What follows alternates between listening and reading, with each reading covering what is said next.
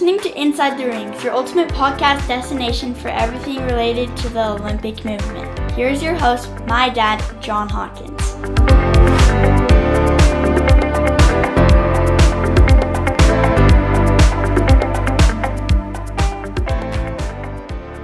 Hey everybody, welcome back to Inside the Rings, the podcast that takes you behind the scenes of the Olympic movement, exploring the people, the passion, and the purpose of the Olympic Games. I'm your host, John Hawkins, and today we're joined by one of the most electrifying skiers ever to wear the red, white, and blue, Olympic gold medalist, world champion, and pioneer in women's alpine skiing, Picabo Street. Great to have you on the show, Picabo.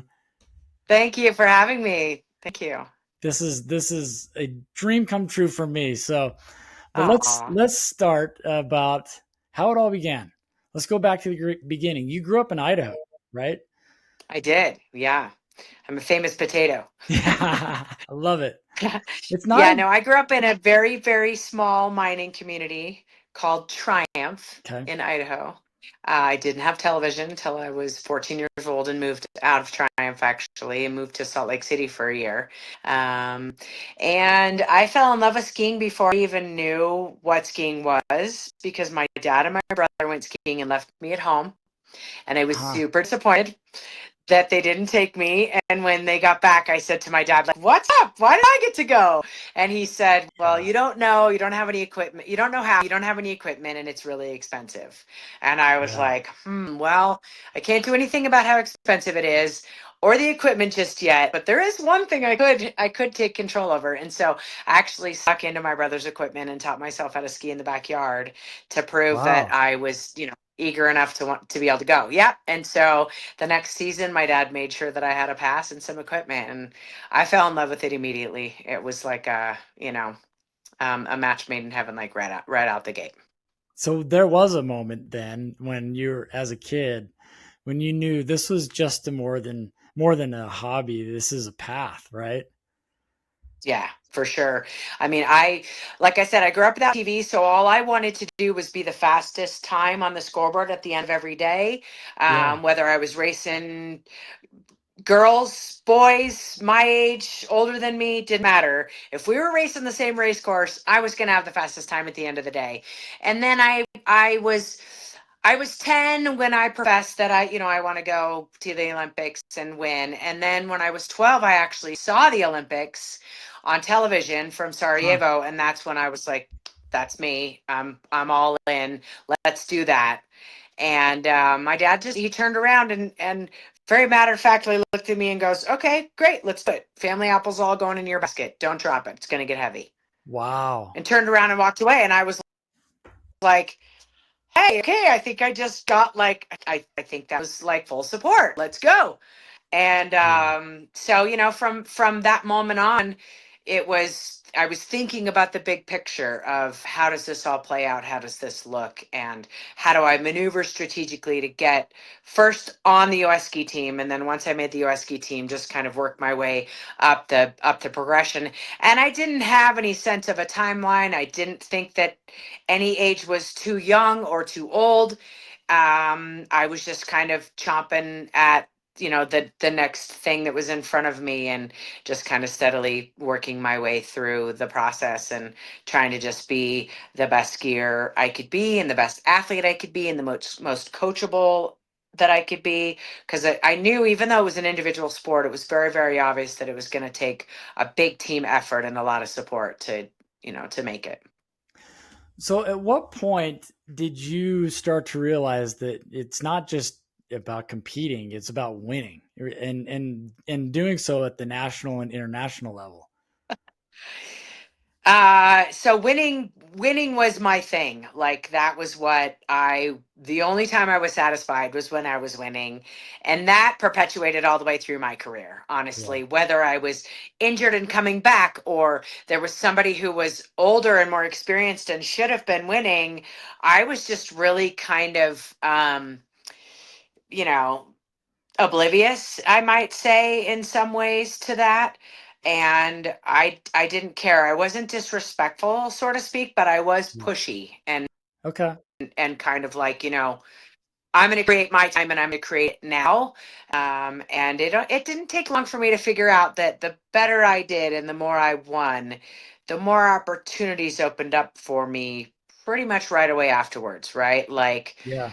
um, I was picked onto a different team by a different coach. I was invited to go to higher level races. I was kind of just on everybody's radar more.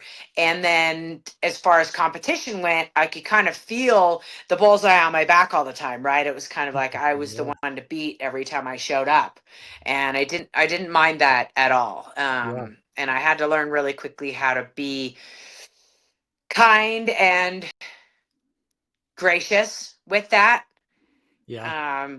Really can become super easy to have everybody kind of singing your praises, to kind of get a big head and kind Sure. of Yeah. feel like a little more entitled or privileged than other people. And that was something that I made sure to pay attention to. And my parents were really, particularly my father, was really incredibly aware of that and hard on me about it. Okay. It was like, you will have grace, you will be kind, you will be a good sport, and you will carry yourself in a respectable way.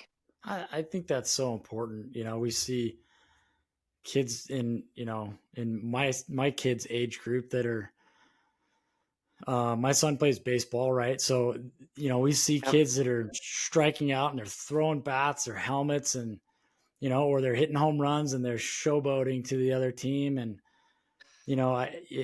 grace under whatever circumstance I think, is always really, really good thing for young people to learn. Yeah, it's absolutely something that, I do a lot of mentoring Yeah. now. And the coolest part about mentoring is it's not very time consuming. It doesn't take a lot, especially when you've got like a really great young athlete that believes in themselves enough. You don't really have to do a lot of cheerleading. You almost in a way have to kind of give them some guidance on the milestones to look for. and Yeah. and honestly, that's one of the big things, is just like when I met Lindsey Vaughn, she was 9 years old, right? Yeah. And she's the greatest skier, the most popular, the most famous, like everybody knows who Lindsay is, right? Well, she wanted to be that when she was 9 years Yeah. old. She said, I'm going to be the most famous skier ever. Huh. And she's done that. And all I did was kind of give her permission to be able to stay human and to stay kind and be friendly and to behave in a way that make sure that the majority of the people out there like you. Yeah. And that was kind of what she needed when I met her when she was 9, right? She didn't need me to tell her she was a great skier. She didn't need me to tell her that she had what it took to be a champion. She just needed to see the example of a gracious champion, Yeah. and that Yeah. she could be that same kind person, and that didn't have to change. And she was off and running. Her Yeah. fire was burning hot and fierce within, and I just kind of blew on it a little bit and gave her some bumpers, like a bowling alley, right? Like, these are the do's, these are the don'ts, bump bump.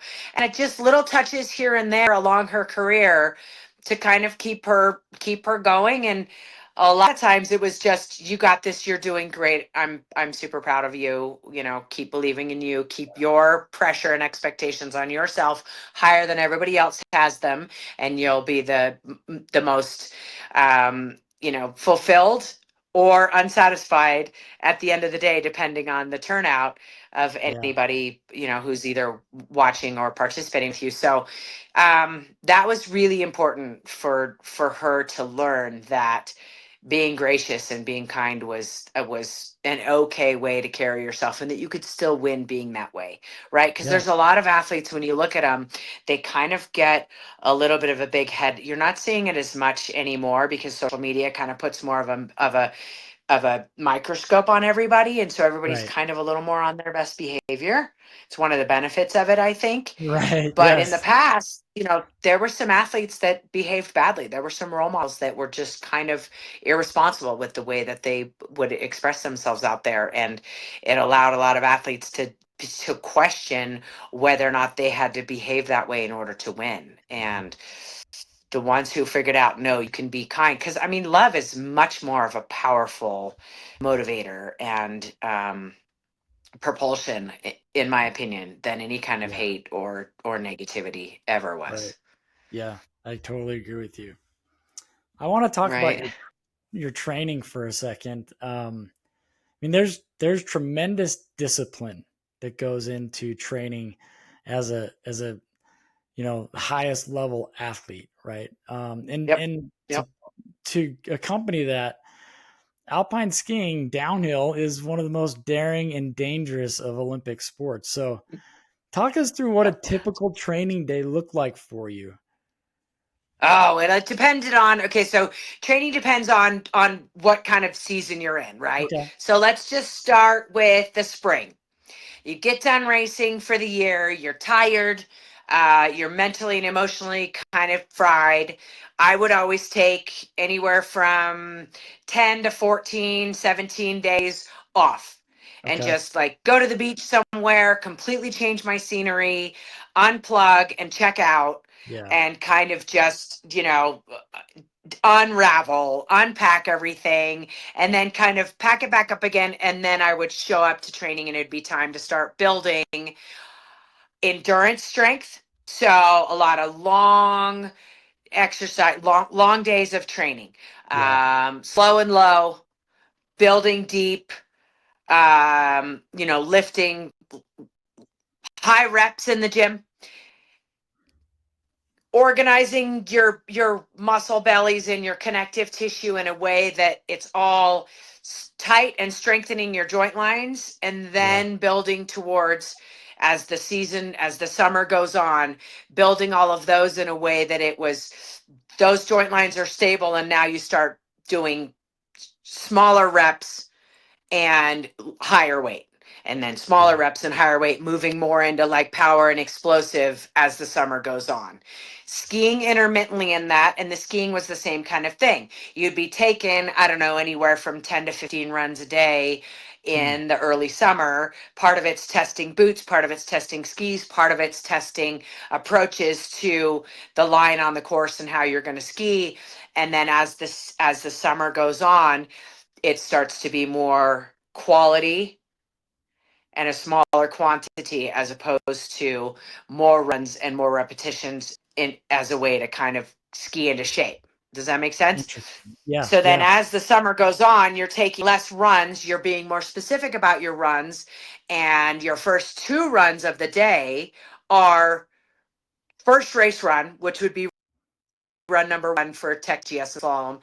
The second run would be a clean that run up, and then oftentimes a reset, and then run another 2. Right? And that was the way you would approach it, right? To just kind of get in race mode of, you get one look at it and one run at it, and that run counts. And start getting emotionally, mentally, and physically all ready in that way to have that be the way you approach the course and you approach runs. And then your training, your cross training, your off hill training starts to go into a little bit of a maintenance phase as the fall comes around, to where you've trained well enough, you're strong enough, you're stable enough, and now it's a matter of maintaining that strength. Sure. And really having most of your output in the day be up on snow, and a little bit of maintenance off snow, and a lot of little stuff like core exercises and stretching and, making sure you're moving all of your joint lines so they stay stable and mobile. Really making sure there's a good connection between your mind and your body, right? Neurologically, all of the cells in our body have receptors that communicate with our brain. And if we're moving all of that and keeping that connection fresh, then when you get on the hill and you get into a dynamic range of motion like skiing is, and you ask of your body to perform in a certain way, if your body responds with a, yeah, we're good to go, let's go, you gain confidence and you'll ski aggressively and you'll take risks. Whereas if you have an injury or you have an area in your body that might not be turned on and the connection might not be as good, you know it subconsciously. that your body isn't going to say, yes, I'm all in on that. And you'll hold back a little bit on the approach, the line you take, whatever, right? So there's a real specific moment in time there in the fall where you have to make sure that's lined up. And if it isn't lined up, you've got to troubleshoot a little bit and get everything firing. And then it's a matter of getting to a place mentally where you believe in the training that you've done. You don't beat yourself up over whether or not it's been enough. Yeah. And you go into the season going, I got this, and a lot of positive self-talk. And then throughout the season, it's just trying to maintain as much strength as possible, trying to eat as many calories as you can to keep everything, going, and keep your system trusting that you're being sustainated enough so you don't go into a starvation mode, you don't go into fat store mode, you're just stay efficient. And then it's, trying to carry it throughout the year, so that you're still strong at the end of the season when the spring races come along. And that's in a normal year, right? The other years where you've got an Olympics or a World Championships and you've got a peak in the middle of the year, there'll be a peak that you do on the opposite end of the season of training to spike for that, right? So like in the summer, you'll have a build, and a spike, and then a little bit of a down, and then a burn, maintain for the rest of the season, right? So you'll train that way in the summer so that when it comes winter, your body's like, oh yeah, this is a cycle. We're on this again. Yeah. And that's on those big years, right? Yeah. So, and bottom line is, it's everything. It's all in. It's everything you're eating. You're journaling what you're eating. You're journaling how much sleep you get. You're journaling who you're around and whether or not they give you positive energy or negative energy. Take from you, give to you. Yes, the music you listen to. How much travel?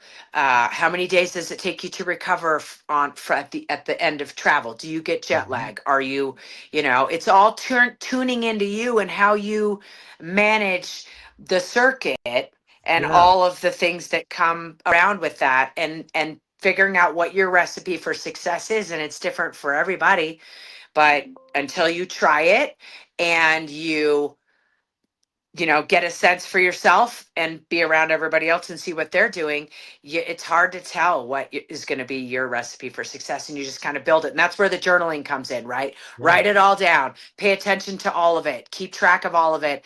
And then as you go into your prep period, you can look at it all and go, okay, here's how many days I need for recovery. Here's how hard I can go before I burn out. And it's not just physical, it's emotional, emotional and mental as well, right? Yeah. Because you've got to believe in you and your prep and then your approach, and then you're right here, right now, what I've got to apply to this course, because we're looking for perfection every single run. Yeah. Not just to stay safe, but to produce a great run. Yeah. Right. So that's why, like with alpine skiing, a lot of the alpine skiing athletes are pretty intense individuals. Yeah, sure. And some people look at them and they're like, wow, like when you look at all of the snow sports now, and there's a bunch of them because of snowboarding being a part of it, and then just the slope style and the big air and, all the different disciplines that are around, and even the mogul skiers and the aerialists, and there's a judging attached to all of that. So there's a little bit of a relinquishing of control that they have to do, because at the end of the day, they can produce a great performance, but if the judge doesn't love it, they may award points here, they may award it there, right? So there's a lot of camaraderie within those sports, but there's a little bit of flex time. Whereas with alpine racers, it's like you're shooting for the tip of the spear every single run. Yeah. And everybody really takes that really, really seriously. And so the more norm on an alpine skier is a pretty intense person. There's some athletes that can stay kind of jovial and really happy, and some of the younger ones are actually finding a way to have that balance be really super nice. It's very impressive. Oh, that's great. When you're talking about like fine tuning everything, it made me realize, and I've never thought about this before. I don't know why, but it's never crossed my mind, but you are the machine, right? Oh yeah. You're the machine. So you got to figure out how to fine tune your mechanical performance in order to perform at your highest level. And that includes everything. Exactly. Everything. Wow. Everything. I remember when I was young, they used to do these Visa summits where they would bring athletes from different sports in to talk to us. Yeah. And I remember Martina Navratilova came to speak to us once. Janet Evans came to speak to us. Mm. Karch Karai came to speak. A lot of them. And one of the common themes I remember catching from them was, you are a race car. And when you Yeah. pull up to the gas station and you go to gas up, what are you choosing to gas Yeah. your rig with, right? Are you putting a Snickers bar in there, or are you putting some high octane, nitrous in there? Yeah. And I remember thinking about that at a young age, being like, wow, okay. So nutrition has always been a really interesting component of it. Yeah. And one of the factors as an athlete who's competing out in the cold and having such long days in a very exposed environment, meaning high altitude, dry, Yeah. long days Yep. in the cold, we were keeping track of how many calories are we burning just being in the environment that we're in, never mind the actual performance. How did you track that? So that's when sports science started to come in with us, Okay. and Yeah. they started just keeping track of how many calories we were burning on our workload, and then calculating in, okay, we're at 12,000 feet Yeah. and it's, you know, 40 degrees out. Yeah. We're out here for X amount of hours. How many calories are we burning just trying to stay warm right now? Yeah. Then how True. many are we burning with our output on the hill? And that they were Mhm. able to calculate by drawing our blood, seeing where our hemoglobins Oh, were, doing the sure. math on where our hemoglobins and oxygen saturation, those were Wow. two big ones. And they do the Wow. calculation and figure out, okay, here's roughly how much you're burning. And there were times when we felt like, man, we sure are eating a lot of pasta. And they came to us with the numbers, and we were just barely eating enough to maintain, let alone Wow. gain. And what you're trying to do in the off season when you're training is gain, right? So Yeah. sports science has become a very robust part of athletes and their performances, and Yeah. particularly in the winter sports, right? Like being able to manipulate hemoglobins to match the environment where the humidity is, and the barometric pressure based on the altitude, and what the temperature usually is, what the humidity usually is, and how does your body respond to it, and try and simulate that environment as best as possible, particularly when you're talking endurance athletes, right? Like the cross country Yeah. team. Woo, Yeah. they've got a science going on over there to be able to get those athletes to produce the performance. And at US Ski and Snowboard, they do a great job with the resources Yeah. they have and the money that they have to throw at it, but it's a Yeah. constant catch-up game that we're playing because we're a nonprofit 501c3.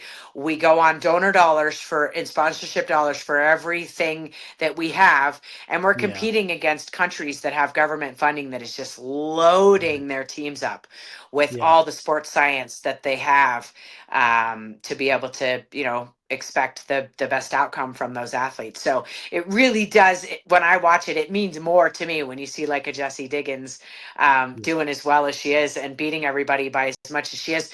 She's there doing it with less resources than the majority of them It's that she's incredible. competing against, and it's just so like, yes. Yeah. Yeah. Right. The sports science stuff is intriguing to me.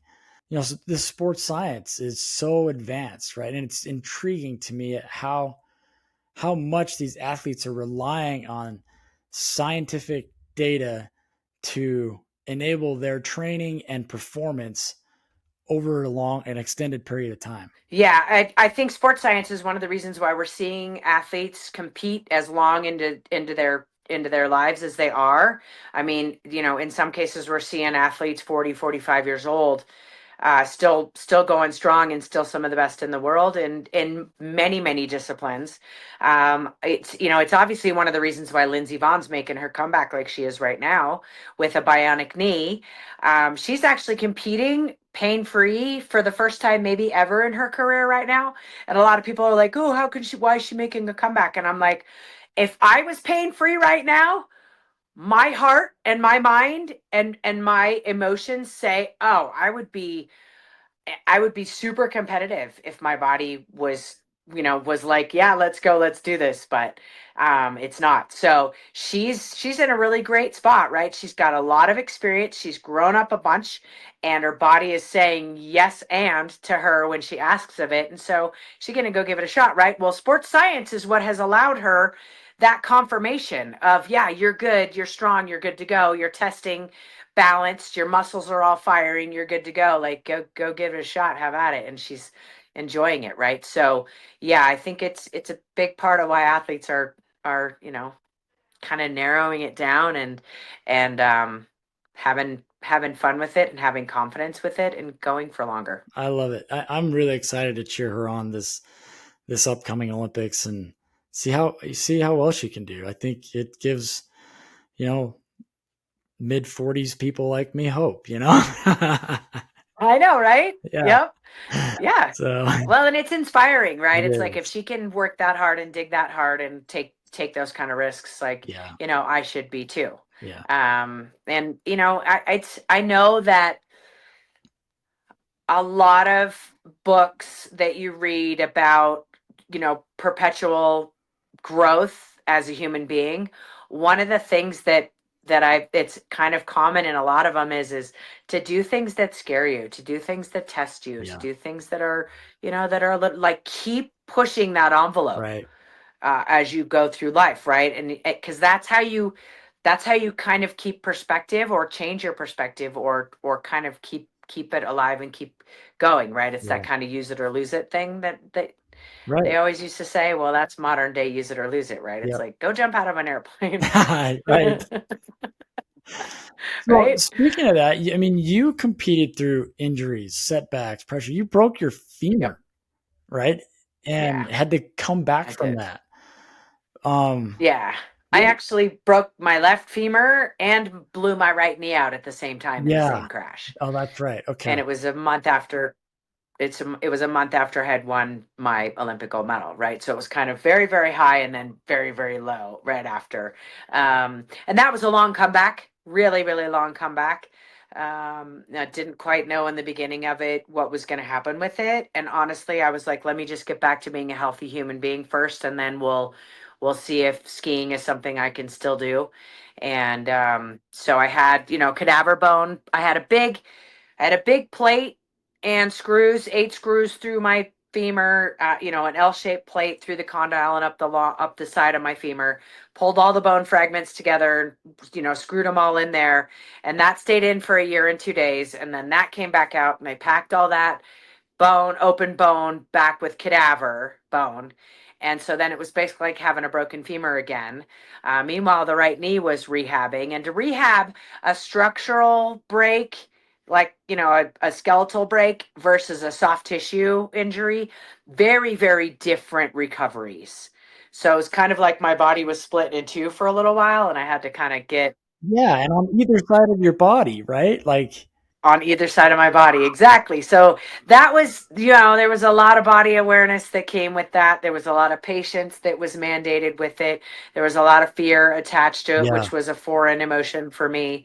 And it took a long, long time. So a lot of patience, and it made it that much more rewarding when I came back.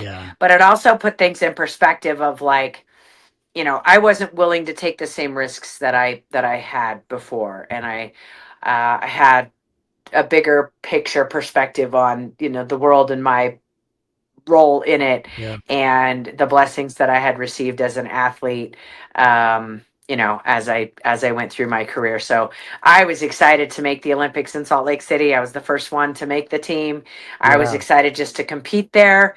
And I was hungry for a medal, but looking back on it, my body was like 70%, yeah, let's do this, and 30% like, I don't know about that. And so, I didn't really have all cylinders to be asking for in Salt Lake. But honestly, it was so wonderful to compete at home in front of my home crowd. And, I had like 23 people staying at my house, and everybody that I knew and loved was here watching, and the whole country felt like was here watching. And so it was that one was tough. That was a lot to think about and a lot to have on my plate while I was competing, because obviously I wanted to do well for our country and I wanted to do well for Utah and everybody here, and and for me. Yeah.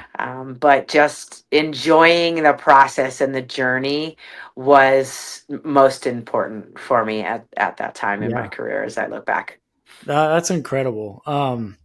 Take us to Nagano, if you will. Let's talk about your gold medal run. What do you remember most from that day, from morning to medal? So morning to medal, super funny. So it was a Super G day. And when I got up in the morning and I got ready to go, I remember feeling like, okay, today's could be a bonus medal if I win one. You know, let's go. Let's see how we do. Um, and when I got to the ski room, my service tech had my downhill training skis, warm up skis outside of the ski room.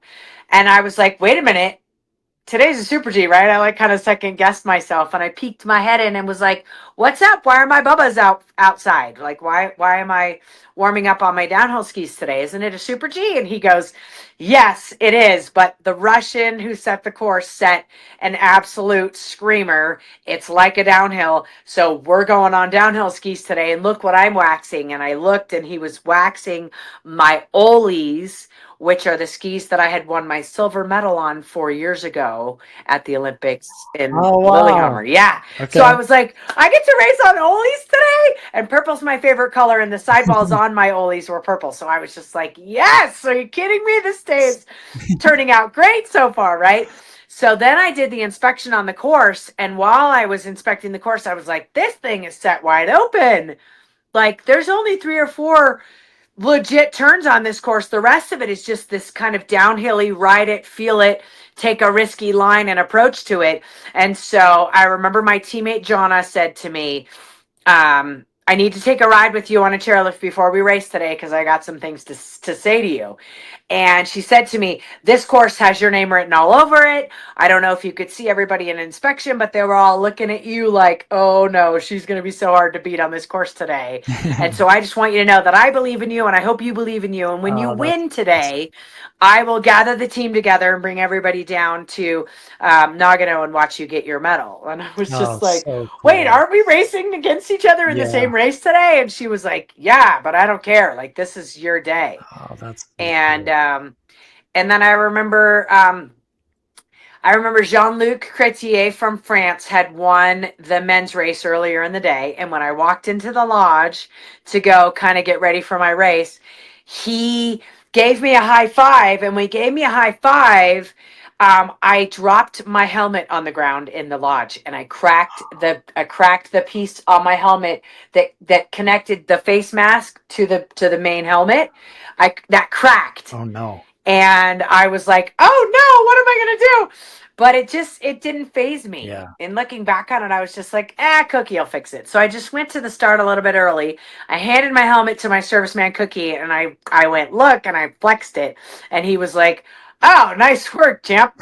And takes my helmet. He's like, I got it. Don't worry about it. Takes my helmet. And as I turned around to walk away and pull my headphone back on my ear, I heard that sound that I think everybody would recognize if you had like blindfolds on and they said, what is this sound? Was duct tape going coming off the roll. And I was like, he's going to duct tape my helmet right now at the Olympics. Like, okay, never mind. Just go through your, go through your prep. Yeah. And so, I had duct tape on my helmet, which was perfect, right? It was the Idaho girl that was pulling it all together, and we even had duct tape in the mix to pull it all together. I love it. And I remember I heard Ken Reed from Canada on the camera say to Canadian television, and Picabo Street drawing number 2. It's an early number in Super G. We'll just have to wait and see how that one turns out. Totally benign statement, just stating the facts, but for some reason, I don't know why, but it like kind of irked me a little bit. And I was like, well, you'll see how that turns out, right? So it was kind of like a blessing, right? It was like grab a gear kind of mode. And then when I was in the start, Kristen Clark, one of my teammates, was running right behind me. So I had like a kind of a build it vibe going on. Yeah. My coaches were super supportive on the radio to me. And the girl that ran in front of me, Ingeborg Hellenmarken from Norway, she skied the same line on the top of the course that I had inspected to ski. And when I watched her ski it and nail it, I was like, oh, I'm all in. Like that, I'm going to be smoking when I get down on the flat. Because that was the line I wanted to ski on the top part. Yeah. And when I left the start, hearing Clarky yell for me and knowing that I had a plan of attack from the coaches that was like rock solid, I just dropped in and full send, right? And it's in Super G, it's one of those all in, right? Yeah. You've got to leave it all on the hill. You've got to take every risk that is possible to be taken. You got to be on the edge of blowing out of the course like the whole way down in order to ensure that you have risked enough to beat the best in the world. Yeah. And that's exactly how I approached it. So I was just like, on the edge of it the whole way down, made a huge mistake around the basketball turn in the middle that made me like absolutely furious. I was like, that was such a huge mistake. I have so much time to make up because I could feel myself slow down so much. And so on the next 4 turns on the next pitch, I remember just skiing as aggressive and brave as possible, straight at the gates, knowing that I had the best snow running number 2 of anybody on the hill, and that nobody was going to be able to ski that brave of a line and take that much of a risk because the snow was going to be peeling away from the gate as the runners went on, right? Yeah. So I skied just boom, boom, boom at those next 4 gates, caught a bunch of air off of that jump going onto the flats and was like, that was more air than I thought I was going to catch. Maybe I'm kind of having one. And then worked the terrain on the bottom. And then Marianne, our coach from the very bottom, had said, make sure you're left of center on the bottom jump because it really carries in the air hard right. And you don't want to have to adjust before you cross the finish line. So I remember thinking ease left, but keep your skis flat and swimming, and ease left, and went off right in the center. And it pulled me really far right to where I felt like at that speed, I landed just inside of the finish and the post on the right side, reached and crossed the finish line. And I looked up at my time at the scoreboard, and had Markin not run in front of me and the deficit not been so big, like I smoked her and was like, whoa, she's a good Super G skier. She's been on the podium before in Super G. And I just like clocked her. Maybe I did just put one together, and I was like, I'm just going to pump a 1 just in case, right? Because I was ultimately really proud of my run anyway, right? I had really put one together. I had taken all the risks and had full send on the run. So I was like, I'm happy with that run. I'm going to pump a 1. Let's see what happens. And I did. And it ended up turning out to be, the greatest day of my life on my skis. And also I won by 1/100th of a second, which is the smallest margin in the history of the Olympics. Yeah. So for me, it was like, that is what brought the whole spiritual part in it for me was, okay, God just blessed me with that, and he could have put that on anybody. He chose me today and gave it to me by the smallest margin. That's all it needed to be. And, and I felt so blessed and so lucky. And two of my really good buddies, one in particular was a really, really good friend of mine on the tour, were the two people that I had shared the podium with there, Alexandra Meisitzer from Austria and Michaela Dorfmeister from Austria. Oh, wow. And they were some of my favorite friends. Yeah. So, and Maisie and I had actually made a pact to medal together at the Olympics the previous March at the end of the season before, because I had been injured and she had come to visit me at my house in Portland at the end of the season because the finals were in Vail. Oh, wow. Okay. And so we kind of made a little like quasi joke of like, yeah, we should medal together at the Olympics in February. So when we got our medals that night, it was like, like we were kind of having this little moment on the podium, right? Together of like, we said we were going to do this last March and here we are, it's February and we just did it less than a year later. Yeah. So, I mean, it was a full moon. My dad and my brother were there. And here's a fun story. When I was 17 years old, my dad broke his arm in karate class. Okay. So he drove the bus for the Sun Valley Ski Resort for the year. And he drove Jean-Claude Keely on the bus all year long. And one day he got brave enough to tell him, my daughter's on the U.S. ski team. She wants to win an Olympic gold medal one day. And he said, well, what's her name? I'll keep an eye out for her. Guess who gave me my gold medal? Really? Yes. Jean-Claude Keely. Yes. Wow. And when I was standing up there and the MC came on and announced who was going to be giving out the medals, and he said, and presenting the gold medal this evening will be Jean-Claude Keely from France. I almost lost it right then and there. And I looked over and my dad was at the bottom of the flagpole and I watched him just bury his face in his hands like, no way, I can't believe this is actually coming full circle right now. And when Jean-Claude put the medal around my neck, I thought, I wonder if he's going to remember. And then I was like, nah, he probably doesn't remember. And so he gave me the medal, he gave me the two cheek kisses. And then as I went to stand back up again, he grabbed my elbows and he said, your father told me you were going to do this when you were little. I'm so honored to be here to give this to you today. And I just started bawling. And he was like, same time, same place Saturday. And I was like, oh yeah, I do have another race at the Olympics. Sure, I'll see you Saturday. Yeah. And I was crying before the anthem even started, right? Yeah. I was just like, putty. It was amazing. What an amazing full circle moment right there. Like, absolutely. Yep. That's so it was all meant to be. I mean, it was very, so many full circle I felt moments. Like it was so meant to be. Yeah. That's so you won the gold. What changed for you after that? What changed? A lot changed. One, just personally inside of me, it was like, yay. Yeah. I made it happen. I pulled that off. Dream come true. It had been my wish on 11:11 on the clock. It had been my wish on a shooting star, on a one-eyed headlighted car. It had been the first and last thing I asked in my prayers. Yeah. Like it was, it was my thing. And so there was like this moment of, yay, kind of this deep breath. Yay, we pulled it off. Yeah. And then it was a little bit of like, wow, I hadn't thought a whole lot about life after that. And what did that actually look like? Yeah. And so there was a bit of an abyss that I kind of like stepped out into, going like, wow, what's next? What's going to top that?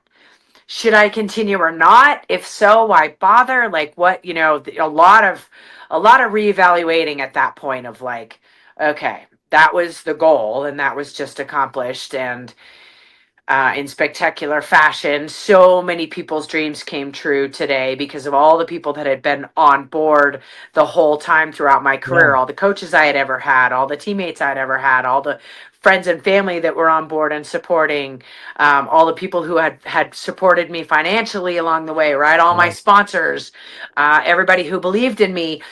We all won.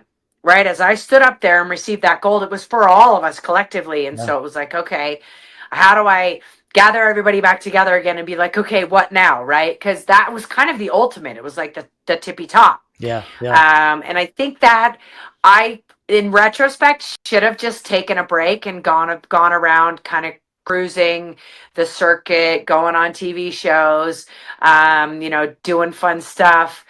And kind of relishing in the moment and the success of it. But all of that really kind of scared me because it was unfamiliar territory and I wasn't used to like patting myself on the back very much. And I wasn't used to a moment of like reprieve of like, I'm breathing deeply and feeling fulfilled. And that was unfamiliar territory. So I ran back to the White Circus and should have never been there. And that's why I ended up, hurting myself. Plus I was trying to ski on the new shape ski that had come out in the interim of the year before. I had blown my knee out the year before the Olympics. So I was off for that year rehabbing again. Wow. And those skis came out and I wasn't interested in trying to learn how to ski on them. So that was all part of, I think why I hurt myself. But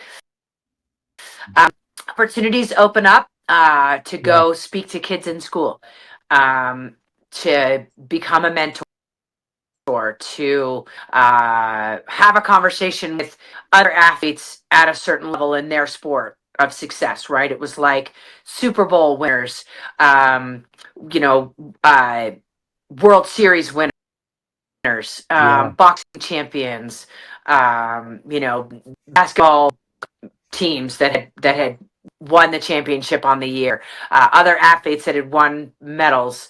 It puts you in a different category to kind of have a different conversation with some of those people.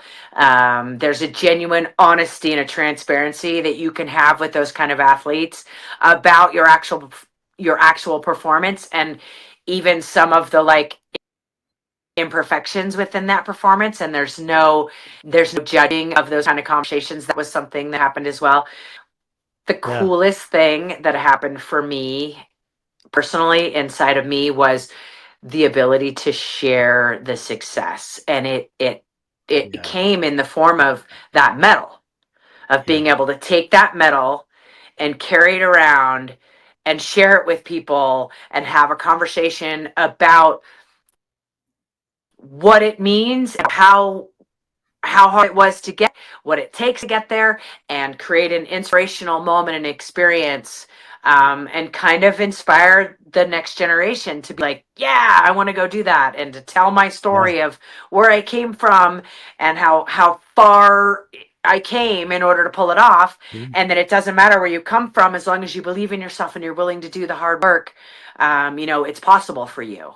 And sharing it means everything, you know. So yeah, still to this day, I delight in the best part about having the medals is busting them out and sharing them and having people take pictures with them, and the smile that they get on their face. It's, you know, it's bigger, it's broader, and it's special. And the Olympics, I think this is something that we've talked about before. The Olympics transcend boundaries like nothing that I've ever seen. Yeah. And therefore, when you share an Olympic medal with people, that accompanies that's all a part of that experience, right? Is them thinking about that and remembering that, and the magnitude of that landing on their chest, and in a way to be able to say, this is why this means so much. This is why this is so impactful. And remind them that, you know, I'm at the opening ceremonies and you watch every country be represented and march in their cool outfits and their flags representing their country, and everyone's included. Yeah. And everyone claps for everybody. Right? Yep. I mean, it's pretty magnificent. It's part of the Olympic values, right? Excellence, respect, friendship. I remember when we had you up at the Utah legislature and how people were lining up to get pictures with you and your medals. You were very patient with all of us. But really special. My colleagues still talk to me about that.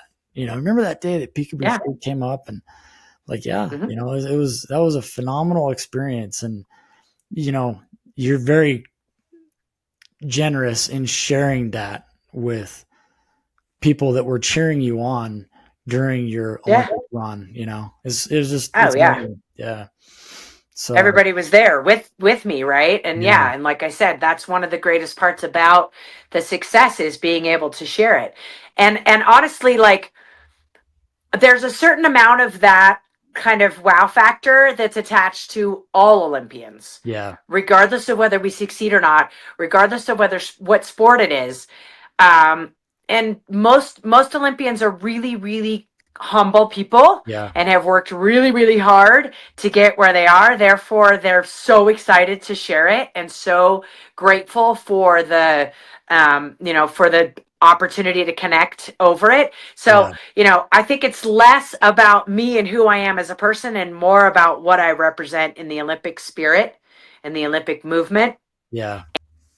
And the, you know, the striving for that excellence and that perfection and that performance, and succeeding under so much pressure and doing a great job of representing the country, right? It's an all-inclusive, we can all feel some sort of a common denominator there of, you know, and it's Team USA. I'm wearing it right on my chest. Right. Boom. Right. It is. And that's something that is an absolute blessing. and a big responsibility, and something that I take very, very seriously. And I haven't met another Olympian that doesn't take it seriously. It's a Right. really big deal. Yeah. You have the It's very, opportunity. very special. Yeah. You have the opportunity to mentor youth.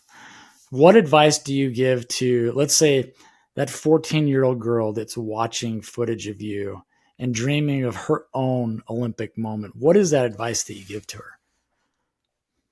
So the advice that I give to athletes is different. It depends on them, right? Sure. It depends Okay. on how they're fixed. Some of them need to be reminded to have positive self affirmations. It's as simple as that. To Yeah. remind themselves, to tell themselves that they're great and that they're worthy and they're capable of it. I tell a lot of people to pray a lot and let God know that that's what you want, and have a plan of how you're going to pay it forward when He rewards you with it. That's cool. Right? How, Yeah. if when you receive that blessing, what are you planning on doing with it? Yeah. And how are you planning on paying it forward? That's another one. I call it God's short list, which I don't know if that's PC or not, but I like it. and I and I tell a lot of athletes, you're an individual and it's an individual sport. And so approach it your own way. Take a lot of examples of how people have done it and only apply what you feel like applies, and let the rest go. You don't have to copycat anybody. Every sport, even though it might be an individual sport, takes a team effort. Therefore, be a good teammate and a good team player. Some athletes, when they get to a certain level, it's like, take control over your career and your relationship with your coaches. At one point in, like, when you're younger, you kind of see your coaches a little bit like a father figure or a big brother figure, to where you're kind of taking their advice and you're following their lead a little bit more. But as soon as you can, take control over your career and your choices and your approach, and let your coaches know, like, this is what I like, this is what I don't like, this is how I feel, this is how I don't feel, this is what I want, this is what I don't want, this is what I want to hear on the radio, this is what I don't want to hear on the radio. These are things that I want you to say to me, these are things I never want to hear you say to me, right? And try and really figure out what your process is, and let your coaches know this is how they can best support you in getting there. And it changes from a stewardship to a partnership, to where it's a collaboration. And the sooner the athletes can kind of, move into that role in their career, the sooner they start to have success. Yeah, I was going to say that. When you have a partnership, you start to get more out of a partnership than a stewardship. Oh yeah. Right. There's just that 100%. Collaborative Absolutely. piece. Yeah. Love that. And a lot of times, the coaches that are the best coaches weren't the best athletes. They weren't the greatest. They didn't make it to the top level. Yeah. And so you can't expect them to know how to get you there if they didn't get there. And it's okay to just kind of have that be present, and to take control of it, and be like, okay, the ins and outs. We've been at this level together, but at a certain point, you start to rise above and be better than your coach was in his or her success. Right? And it's real. Yeah. And for me, the coaches that had the most effect on me were the ones that could come in and say, hey, here's my 2 tidbits, but I want to hear your 6 tidbits, because your 6 are more what's going to get you there than my 2 that's never been there. And then the coaches that have coached other champions that have been successful, those are the ones you can really roll your sleeves up with and be like, okay, now we have another layer of input and experience in here that we can kind of work with to say, hey, how does that line up with me and my trajectory? How does that person's success and how they got there line up with me and my path? And what can I take from their example and apply to mine? But, a lot of athletes, they're figuring out that there's a time in your career when your coach becomes your partner and becomes your confidant and becomes your collaboration part, and then together you move and you free them up from micromanaging you so much and allow them to have more of a big picture, kind of wide angle lens look on the approach to the whole thing. And then they see stuff from a perspective that you can't see anymore, because what I call it's the radar red. You know how when you're inside pinpoint and everything right around you is like, you're the dot in the center, everything around you is radar red, right? So it's the small little hula hoop world you're living in. And when you have good coaches that know what's up, they can kind of come in from that outside perspective and say, hey, let's adjust this, let's adjust that, and make those little micro changes that make a macro difference, sure, when the performance comes. So that's another one with the athletes, right? And then I think the biggest one is be graceful, be graceful and gracious, and know that all of it is a blessing and a gift, and it can be taken away from you in a nanosecond. And enjoy the journey, enjoy the ride, be responsible with it, represent the country well. And, and a lot of them, it's just making it to the Olympics is spectacular. It's amazing. And then make sure that you switch your goal from making it on the team to winning. And as soon as and keep your goals set way out there to where you're almost setting goals past the one you want to reach. So that you're kind of, you got your trajectory out past an ancillary win.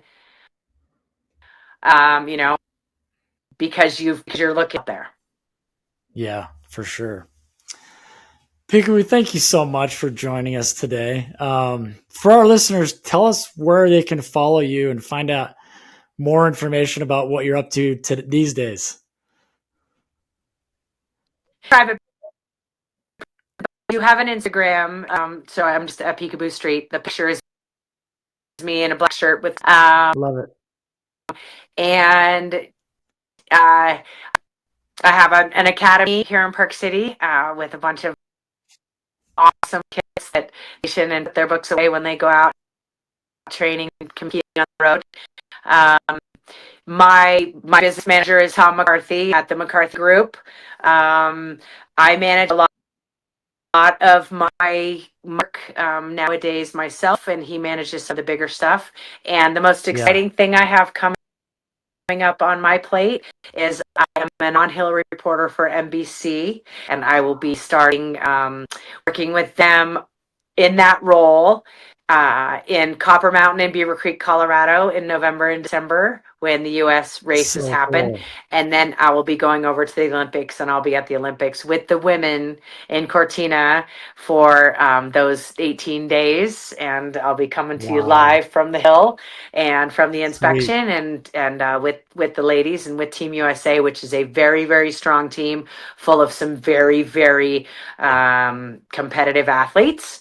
And I think that we're going to have a tremendous games, and I wouldn't be surprised if we see multiple Americans on multiple podiums and winning medals together at the Olympics, because it's it's all right there. They're in both the tech and the speed disciplines. So yeah. Team USA, let's go get them. Team USA, right? Go. Well, you're not just a champion on the mountain. You're a role model of resilience, reinvention, and what I love most is that you stay true to yourself. So thank you again so much. This has been so fun for me to just sit and listen to your experience. So amazing. So thank you very much. You're welcome. Thanks for having me. It's a fun opportunity to share. I appreciate it. You bet.